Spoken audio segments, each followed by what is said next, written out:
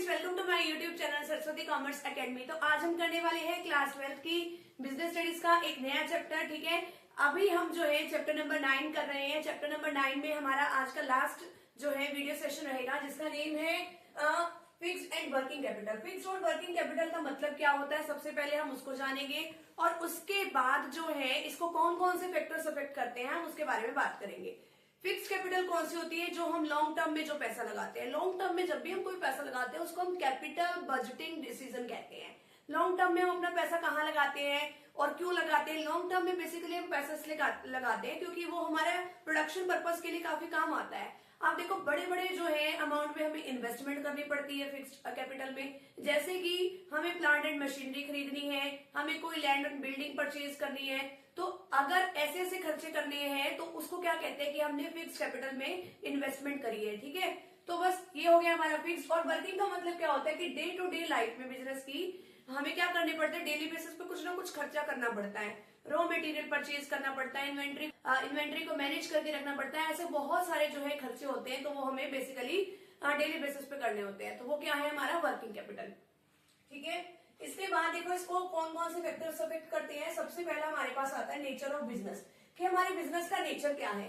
Business के nature में manufacturing business है या ट्रेडिंग बिजनेस है। मैन्युफैक्चरिंग वो होता है जिसमें मैन्युफैक्चर करने का काम किया जाता है, जिसमें सामान बनाया जाता है। और ट्रेडिंग में इसमें सामान बनाया नहीं जाता है, इसमें सिर्फ खरीदने और बेचने का काम किया जाता है।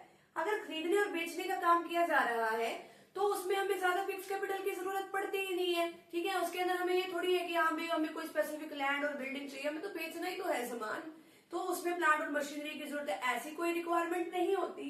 वो किसमें होगी हमें वो रिक्वायरमेंट, हमें होगी मैन्युफैक्चरिंग बिजनेस में। वहां पे हमें लैंड एंड बिल्डिंग परचेज करनी पड़ेगी, प्लांट एंड मशीनरी परचेज करनी पड़ेगी। तो मैन्युफैक्चरिंग और ट्रेडिंग, मैन्युफैक्चरिंग में हमें ज्यादा जरूरत है। नेक्स्ट है scale of operation. Scale of operation का मतलब क्या है कि हमारा बिजनेस स्मॉल लेवल पे है या हमारा बिजनेस लार्ज लेवल पे है। अगर हमारा बिजनेस छोटे लेवल पे है, ठीक है, देखो जितना छोटा लेवल उतनी हमें फिक्स कैपिटल की रिक्वायरमेंट कम, जितना बड़ा लेवल उतनी ही फिक्स कैपिटल की रिक्वायरमेंट ज्यादा। इसके बाद आता है चॉइस ऑफ टेक्निक, कि हम कौन सी टेक्निक से अपना प्रोडक्शन कर रहे हैं। कैपिटल इंटेंसिव टेक्निक या labour intensive technique. Labour intensive का तो आपको नाम से पता लग रहा होगा कि इसके अंदर हम ज्यादा लेबर का यूज करते हैं। कैपिटल इंटेंसिव में हम ज्यादा मशीनरीज का यूज करते हैं। तो अगर हमने जो है ऐसी टेक्निक अडॉप्ट करी है अपने बिजनेस में कि हम कैपिटल इंटेंसिव टेक्निक के ऊपर जा रहे हैं, तो जो हमारी कैपिटल इंटेंसिव टेक्निक है उसके अंदर तो हम ज्यादा मशीनरीज का यूज करते हैं। ज्यादा मशीनरी का यूज किया यानी कि हमने क्या करनी है, इसमें फिक्स कैपिटल की हमें रिक्वायरमेंट इसमें ज्यादा रहेगी और इसमें फिक्स कैपिटल की रिक्वायरमेंट कम पड़ेगी। नेक्स्ट है टेक्नोलॉजी अपग्रेडेशन। टेक्नोलॉजी अपग्रेडेशन का मतलब क्या है कि टेक्नोलॉजी जल्दी जल्दी अपडेट होती रहती है, टेक्नोलॉजी जल्दी जल्दी चेंज होती रहती है। अगर हमारा कोई बिजनेस ऐसा है कि जिसमें नई नई टेक्नोलॉजी डेली बेसिस पे आती रहती है, तो हमें फिक्स कैपिटल की रिक्वायरमेंट ज्यादा होगी। ठीक है, तो एब्सोल्यूट सूनर का मतलब क्या है कि हमारी मशीनरीज वगैरह जो है या कोई भी आइटम जो जल्दी से खराब होने के उसके चांसेस ज्यादा है, तो वहां पे फिक्स कैपिटल की रिक्वायरमेंट ज्यादा होगी। इसके बाद है ग्रोथ प्रोस्पेक्टस, कि हमें फ्यूचर में ग्रोथ होने के चांसेस है। अगर फ्यूचर में ग्रोथ होने के चांसेस है तो हमें प्रोडक्शन कैपेसिटी बढ़ानी पड़ेगी। ठीक है, तो अगर फ्यूचर में ग्रोथ होने के चांसेस है तो हमें ज्यादा फिक्स कैपिटल की जरूरत पड़ेगी। क्यों? क्योंकि हमें प्रोडक्शन कैपेसिटी बढ़ानी पड़ेगी, हमें और ज्यादा लैंड जो है लैंड बिल्डिंग ये सब परचेज करना पड़ सकता है, तो इसलिए हमें ज्यादा फिक्स कैपिटल की जरूरत है। डाइवर्सिफिकेशन। डाइवर्सिफिकेशन का मतलब क्या है कि अभी हम एक तरीके का बिजनेस कर रहे हैं, हो सकता है कि हम इन फ्यूचर एक से ज्यादा बिजनेस करें। ठीक है, एक से ज्यादा चीजों का, तो अगर हम एक से ज्यादा चीज और बढ़ाएंगे तो हमें खर्चा तो करना पड़ेगा ना फिक्स कैपिटल पे। हमें जो है उसके ऊपर पूरा, उसके लिए एक प्लांट एंड मशीनरी परचेज करनी पड़ेगी, एक लैंड एंड बिल्डिंग परचेज करनी पड़ेगी, तो ऐसा बहुत सारा खर्चा करना पड़ेगा। तो पहले हमारा टेक्सटाइल कंपनीज का एक ठीक अच्छा खासा बिजनेस था, लेकिन अगर हम इलेक्ट्रॉनिक बिजनेस में भी इन्वेस्ट करना चाहते हैं, एक से दूसरे बिजनेस को भी खोलना चाहते हैं, तो हमें ज्यादा फिक्स कैपिटल की जरूरत पड़ेगी। नेक्स्ट है फाइनेंसिंग ऑल्टरनेटिव। फाइनेंसिंग ऑल्टरनेटिव का मतलब क्या है, लीजिंग फैसिलिटी।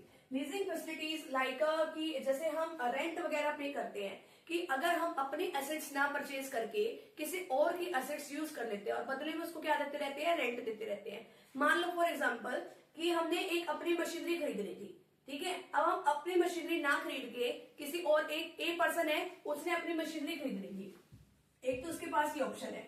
लेकिन अब एक उस पर्सन के पास एक और ऑप्शन है कि एक बी पर्सन है, उसका काम क्या है कि वो मशीनरी नई नई मशीनरीज खरीदता है और लोगों को बदले में देता है। ठीक है, अब उसने लोगों को मशीनरी तो देता है वो, लेकिन बदले में उनसे क्या लेगा, वो रेंट लेगा। तो ए के पास दो ऑप्शन है कि या तो वो अपने खुद की मशीनरी खरीद ले, या जो बी ने जो मशीनरी खरीदी है या फिर वो वाली मशीनरी ले ले और उसके बदले में उसको क्या पे कर दे, रेंट पे कर दे। अब बी ने क्या किया, इसको अपनी मशीनरी दे दी, ठीक है। तो अब ए इसके बदले में इसको क्या पे करेगा, रेंट पे करेगा, ठीक है। हर महीने या हर साल लगा लो उसको वो रेंट देता रहेगा। तो अगर उसको लीजिंग फैसिलिटीज अवेलेबल है तो फिलहाल तो उसको बड़े अमाउंट में पैसा लगाने की जरूरत नहीं है ना, तो उसको कम फिक्स कैपिटल की जरूरत है। लेकिन अगर उसको कोई भी लीजिंग फैसिलिटीज वगैरह अवेलेबल नहीं है, ठीक है, तो उसको जो है अपना खुद का खर्चा करना पड़ेगा, तो उसको ज्यादा फिक्स कैपिटल चाहिए। इसके बाद है level of collaboration. Level of collaboration का मतलब क्या है कि हम किसी और के साथ क्या कोलैबोरेट कर रहे हैं, क्या किसी और के साथ मिलकर अपना खर्चा बांट रहे हैं। आप सपोज करो कि एक ए पर्सन है और एक बी पर्सन है, अब दोनों को एक मशीन की जरूरत है, ठीक है। अब या तो वो ये करे कि हाँ भाई वो अपनी अपनी मशीन यूज करे, अपनी अपनी नई नई मशीनरी खरीदे और अपनी अपनी मशीनरी को यूज करे, या उनके पास एक और ऑप्शन है कि अगर वो पास पास में भी है, ज्यादा प्रोडक्शन उनको करना भी नहीं है, वो ऐसा कर सकते हैं कि हाँ भी दोनों जने अपना 50-50 जो है अपना खर्चा बांट लेते हैं, खर्चा बांटने के बाद अपनी मशीन लेके अपना प्रोडक्शन कर लेते हैं, ठीक है। तो इस तरीके से तो उनको अपने फिक्स कैपिटल की कम रिक्वायरमेंट है। लेकिन अगर वो अपना अपना जो है मशीनरी का सेटअप अलग अलग बनाते हैं तो उनको ज्यादा अपनी अमाउंट खर्च करनी पड़ेगी फिक्स कैपिटल में। तो अगर वो किसी और के साथ कोलैबोरेट कर रहे हैं तो फिक्स कैपिटल की रिक्वायरमेंट कम है, लेकिन अगर वो किसी के साथ कोलैबोरेट नहीं कर रहे हैं तो उनको फिक्स कैपिटल की रिक्वायरमेंट ज्यादा है। तो ये हो गए इसके फैक्टर्स आ जाते हैं, या तो इसके फैक्टर्स आते हैं या हमारे जो है वर्किंग कैपिटल के। वर्किंग कैपिटल का मतलब मैंने आपको पहले ही बता दिया, जो डे टू डे लाइफ में आपको खर्चा करना होता है। इसके अंदर आपकी करंट एसेट्स और करंट लाइबिलिटीज आ जाती है, ठीक है। करंट एसेट्स वो कि जिसको हम एक साल के अंदर अंदर कैश में कन्वर्ट करा सकते हैं, और करंट लाइबिलिटीज की हमें एक साल के अंदर अंदर उसकी पेमेंट करनी पड़ती है। नेक्स्ट इसके क्या क्या फैक्टर्स इसको अफेक्ट करते हैं। फर्स्ट वन है nature of business. Nature of business में हमारे पास 3 बिजनेस आते हैं, manufacturing business, trading business, service business. तो मैन्युफैक्चरिंग बिजनेस में ज्यादा वर्किंग कैपिटल की जरूरत है, जबकि ट्रेडिंग और सर्विस सेक्टर में हमें ज्यादा वर्किंग कैपिटल की जरूरत नहीं है। क्या हमें इसमें डेली बेसिस पे ज्यादा खर्चा नहीं करना पड़ता। देखो ट्रेडिंग बिजनेस में तो हमें सामान बेचना है, हमारे पास तो पैसे आ ही जाएंगे, हमें वर्किंग कैपिटल की ज्यादा जरूरत थोड़ी है उसमें। सर्विस सेक्टर में भी हमें जो है इन्वेंट्री थोड़ी मेंटेन करनी है, कोई स्टॉक थोड़ी मेंटेन करना है। स्टॉक मेंटेनेंस का काम, प्रोडक्शन करने का काम, रॉ मटेरियल का काम किसमें होता है, मैन्युफैक्चरिंग बिजनेस में होता है ना। तो डेली बेसिस पे खर्चा तो यहाँ पे होगा ना हमारा मैन्युफैक्चरिंग में, तो यहाँ पे वर्किंग कैपिटल की जरूरत ज्यादा यहाँ पे होती तो है, कम यहाँ पर भी कम। इसके बाद है scale of operation. Scale of operation का मतलब कि हमारा बिजनेस लार्ज स्केल पे है या हमारा बिजनेस स्मॉल स्केल पे है। अगर लार्ज स्केल पे है तो उतना ही ज्यादा खर्चा, तो ज्यादा वर्किंग कैपिटल। अगर स्मॉल स्केल पे है तो कम खर्चा। इसके बाद है बिजनेस साइकिल। बिजनेस का साइकिल कैसा चल रहा है, बूम टाइम पीरियड चल रहा है, डिप्रेशन या रिसेशन है। बूम टाइम पीरियड सबसे अच्छा माना जाता है, सभी मार्केट में तेजी होती है, अच्छा सबका बिजनेस चल रहा होता है, सभी की अच्छी सेल्स हो रही होती है। तो जितनी अच्छी सेल होगी उतना ज्यादा उनको प्रोडक्शन करना पड़ेगा, उतनी ही ज्यादा उनको इन्वेंटरी मेंटेन करनी पड़ेगी, उतने ही ज्यादा वो उधार पर भी माल बेचेंगे तो उनके डेटर्स भी बढ़ेंगे। तो उसलिए उनको जो है वर्किंग कैपिटल की रिक्वायरमेंट ज्यादा होती है। और डिप्रेशन टाइम पीरियड में उसका उल्टा होगा। उल्टा कैसे होगा कि यहाँ में उनको जो है कोई सेल होगी ही नहीं, उनकी ना ज्यादा प्रोडक्शन करना पड़ेगा, ना ज्यादा रॉ मटेरियल की जरूरत है। तो इस तरीके से वहां पे वर्किंग कैपिटल की जरूरत क्या पड़ती है, इसमें कम पड़ती है। इसके बाद है हमारे पास सीजनल फैक्टर। सीजनल फैक्टर का मतलब है पीक सीजन है या लीन सीजन है। पीक सीजन सबसे अच्छा सीजन माना जाता है कि अब हमें ज्यादा प्रोडक्शन करना पड़ता है, ठीक है, ज्यादा हमें इन्वेंट्री वगैरह मेंटेन करके रखनी पड़ती है, कभी कस्टमर किस चीज की डिमांड कर ले। लीन सीजन में सबसे बेकार सीजन होता है, कुछ भी डिमांड होती नहीं है। जब कुछ डिमांड ही नहीं है तो खर्चा किस बात का। तो वर्किंग कैपिटल की यहाँ रिक्वायरमेंट क्या होती है, कम होती है। इसके बाद है प्रोडक्शन साइकिल। प्रोडक्शन साइकिल का मतलब क्या है, time span between receipt of raw material and conversion of same into finish goods. तो अब देखो कि हाँ भाई हमें अगर टाइम पीरियड ज्यादा लग रहा है कि अगर हमें रॉ मटेरियल से फिनिश गुड्स में सामान बनाने में ज्यादा टाइम लग रहा है, तो उसके बीच में हमें खर्चा भी तो इतना सारा करना पड़ता है। तो वो जल्दी से सामान बिकेगा ही नहीं, क्योंकि अभी तक तो वो बना ही नहीं है। तो जितना ज्यादा उसका टाइम पीरियड जो है ज्यादा लंबा होता रहेगा कि रॉ मटेरियल से फिनिश गुड्स बनने में अगर ज्यादा टाइम है, तो हमें जो है अगर वो ज्यादा टाइम पीरियड है तो हमें ज्यादा वर्किंग कैपिटल की जरूरत है। अगर वो जल्दी से बन जाता है रॉ मटेरियल से फिनिश गुड्स, तो हमें जो है वर्किंग कैपिटल की जरूरत कम पड़ती है, क्योंकि उतनी ज्यादा जल्दी वो फिर बिक भी जाएगा। नेक्स्ट है क्रेडिट अलाउड। अगर हम अपने कस्टमर को, ठीक है, ज्यादा अच्छी लिबरल क्रेडिट पॉलिसी देते हैं कि हाँ भाई अपना उधार पे सामान यहाँ से ले जाओ, ठीक है, अगर ज्यादा ऐसा उधार पर निभाएंगे तो हमें वर्किंग कैपिटल की खर्चा तो करना पड़ेगा। एक तो ये है कि हम कैश में सेल कर रहे हैं। कैश में सेल करने से क्या बेनिफिट है कि हमारे पास कैश आती जा रही है। ज्यादा कुछ मेंटेन करने की जरूरत नहीं। लेकिन अगर हम अपने कस्टमर को क्रेडिट पॉलिसी देंगे तो हमें तो ज्यादा वर्किंग कैपिटल की जरूरत पड़ेगी। एक है क्रेडिट अवेल्ड, कि हम भी तो किसी से सामान खरीदते हैं, हमें भी तो हमारे सप्लायर जो है अगर उधार देते हैं, ठीक है, तो हमारे पास क्या है, हमें कम वर्किंग कैपिटल की जरूरत पड़ती है। तो बस इसमें इतना बताया गया, यहाँ तक का जल्दी से स्क्रीनशॉट ले लो। अब इसके 3-4 फैक्टर हो रहते हैं, उसके बारे में डिस्कस करेंगे।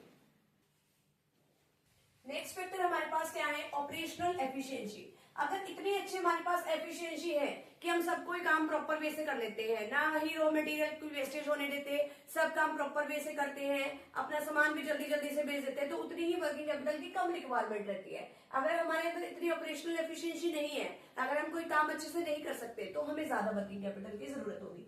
इसके बाद है अवेलेबिलिटी ऑफ रॉ मटेरियल। अगर रॉ मटेरियल जब चाहे इजिली अवेलेबल हो जाता है, तो हमें ज्यादा माल एकदम से इकट्ठा करने की जरूरत नहीं है, तो हमें कम वर्किंग कैपिटल की जरूरत है। लेकिन हमें वर्किंग कैपिटल की जरूरत ज्यादा कब पड़ती है, अगर हमें ये है कि हमें रॉ मटेरियल इजिली अवेलेबल नहीं होता। इसके बाद ग्रोथ प्रोस्पेक्ट। ग्रोथ प्रोस्पेक्ट का मतलब क्या है कि अब हमारे पास अगर हमें ये चांसेस लग रहे हैं कि फ्यूचर में हमारी ग्रोथ होने वाली है, तो हमें उतनी ही ज्यादा क्या करनी पड़ेगी, हमें उतने ज्यादा रॉ मटेरियल वगैरह परचेज करना पड़ेगा, हमें उतना ज्यादा प्रोडक्शन करना पड़ेगा, तो वहां पे खर्चा आएगा, तो वहां पे और भी काफी तरह के खर्चे करने पड़ते हैं, तो वर्किंग कैपिटल की जरूरत ज्यादा होती है। इसके बाद है लेवल ऑफ कंपटीशन। जितना ज्यादा लेवल बढ़ेगा कंपटीशन का, उतने ही ज्यादा हमें अलग अलग वेराइटीज का प्रोडक्शन करना पड़ेगा, उतनी ज्यादा रॉ मटेरियल की जरूरत होगी, ठीक है, तो काफी कुछ मेंटेन करना है, तो वहां पर भी वर्किंग कैपिटल की जरूरत ज्यादा, अदरवाइज कम।